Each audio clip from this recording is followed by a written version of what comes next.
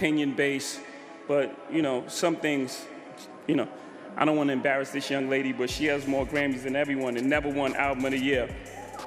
So even by your own metrics, that doesn't work. Think about that.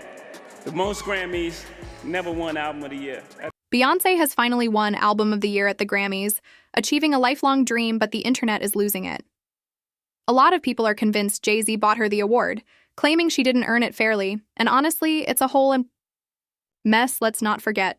Just last year, JayZ called out the Grammys, accusing them of handing Beyonce what fans have dubbed compensatory Grammys, giving her awards in every category except the biggest one. Now, fast forward to this year.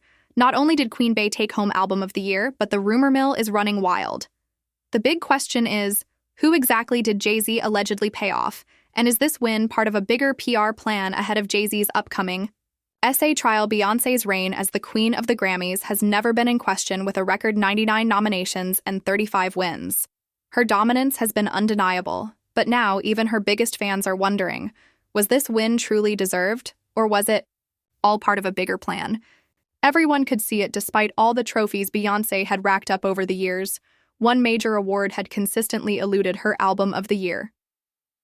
Given her decades-long dominance in the music industry, it seemed only natural that she would have claimed this title long ago, especially with groundbreaking albums like Lemonade and her self-titled Beyonce. Yet surprisingly, that wasn't the case. She had been nominated 4 times, but walked away empty-handed each time. While she collected multiple Grammy wins across various categories, she only managed to secure one of the prestigious Big Four awards, Song of the Year, which she won in 2009 for Single Ladies. But when it came to Album of the Year, there was nothing but silence. For years, the Beyhive had called out the Grammys, accusing the Academy of blatant disrespect toward Beyonce.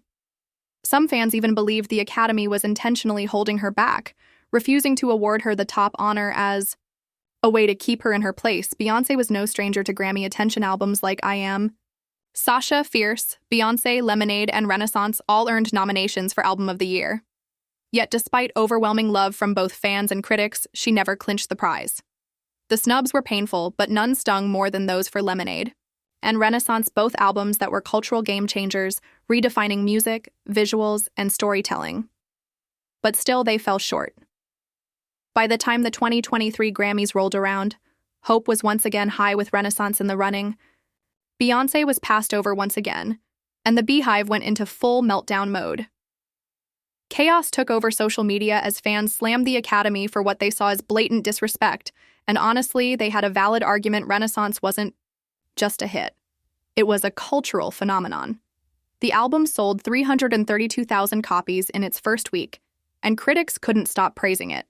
It topped more than 25 year-end lists, proving it was far more than just a trend. The sales, the impact, the critical acclaim, everything pointed to a well-earned win, but somehow, the Grammys still didn't get the memo. Beyonce entered the 2023 Grammys with 9 nominations, including major categories like Album of the Year, Record of the Year, and Song of the Year. With that kind of dominance, it seemed almost certain she'd be adding more trophies to her already overflowing collection. What really had everyone talking was the chance for Beyonce to make history. At that point, she was tied with Quincy Jones for 28 Grammy wins, just 4 shy of breaking the all-time record. And true to form, she delivered. She walked away with 4 wins, officially bringing her total to 32 and solidifying her place in Grammy history. But even with that record-breaking achievement, there was still a cloud hanging over the night. Once again, Beyonce was shut out of the major categories. And for many, it felt like a bittersweet victory. This time, it was Harry's House by Harry Styles that took home Album of the Year, and fans were convinced Beyonce had been robbed yet again. They dragged Harry online for days, and the backlash was so intense that Harry is still facing criticism. 2 years later, JayZ was furious about Beyonce's loss and gave a rare interview where he openly slammed the Grammys for failing to give her the recognition she deserved. He made some powerful points about why Renaissance should have won, saying, "Look at what it's done to the culture. Look at how the energy of the world shifted. They play her whole album in the club. Every remix is amazing, everyone's inspired." It's inspiring creativity, and when it inspires creativity, that's what an Album of the Year is supposed to do. It has to win.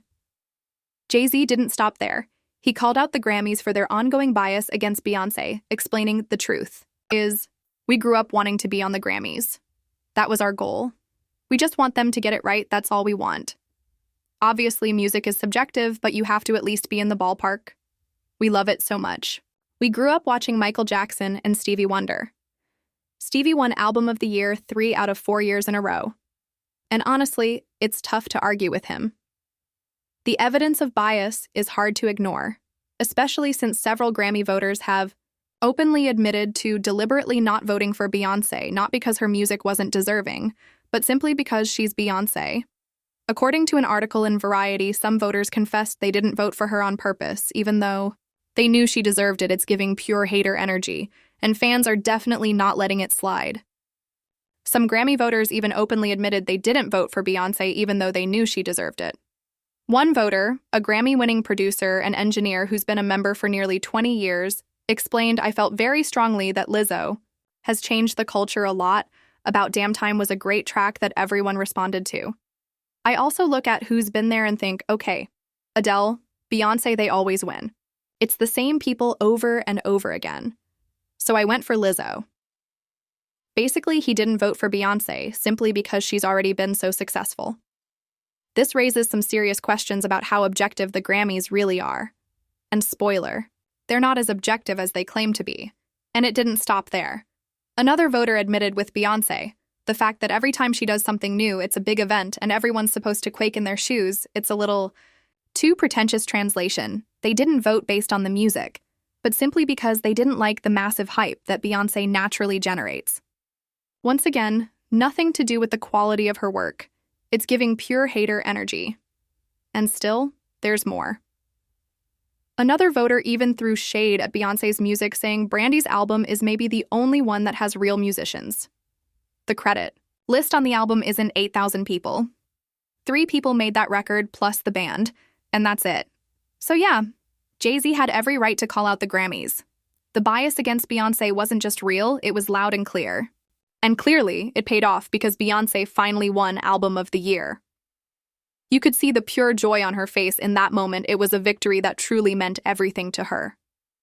As selected by the 13,000 voting members of the Recording Academy, the Grammy goes to Cowboy Carter, 16. Beyonce. Beehive is buzzing. The beehive is buzzing. Okay. However, it didn't take long for the internet to start buzzing with accusations that Beyoncé didn't truly deserve the win and that JayZ somehow bought her award.